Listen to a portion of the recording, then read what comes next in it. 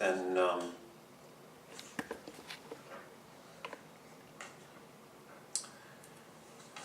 that concludes the evidentiary portion of the hearing.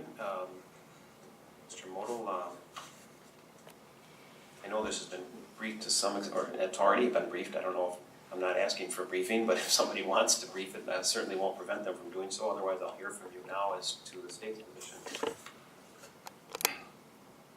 This, Your Honor, the state's position with respect to the defendant's motion, or well, first on the issue of was there a violation, was there disorderly conduct? well, Your Honor, this case, as you've heard from the witnesses, is about the over-the-top conduct of an individual that caused a disturbance at the Capitol.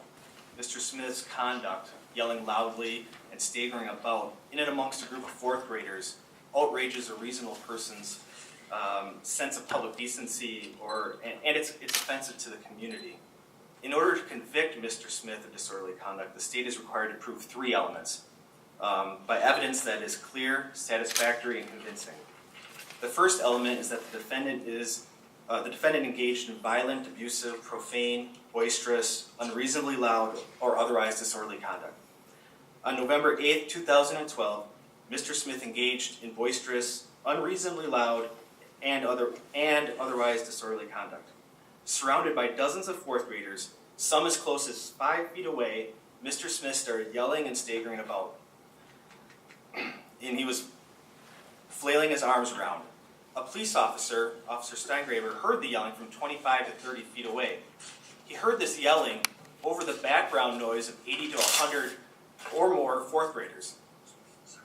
Mr. Smith's yelling was unreasonably loud for the situation. Mr. Smith's staggering about was unreasonable for the situation. The second element is that the conduct of the defendant, under the circumstances as they then existed, tended to cause or provoke a disturbance. Mr. Smith's conduct most certainly caused a disturbance at the Capitol. As a result of Mr. Smith's yelling, the students moved back from 5 feet to 10 or more feet away from Mr. Smith. The students were startled and alarmed by Mr. Smith's loud voice and his body language. In addition, tour guide Ken Rosenberg was concerned about what Mr. Smith might do next. The tour guide was so concerned that he went over to a police officer to find out why the police officer wasn't intervening. These facts show that Mr. Smith caused a disturbance. But even if Mr. Smith's conduct did not actually cause a disturbance, the conduct was the type of conduct that would tend to cause or provoke a disturbance. Loudly yelling and staggering about in a crowded group of fourth graders has a tendency to disrupt good order and provoke a disturbance. The third element is that the disturbance occurred in a public place or private areas in buildings and facilities managed or leased by the Department of Administration. Officer Steingraber testified that the disturbance caused by Mr. Smith occurred at the Capitol building, which is managed by the Department of Administration. In conclusion, Your Honor, the state has proven all three elements of disorderly conduct by evidence that is clear, satisfactory, and convincing.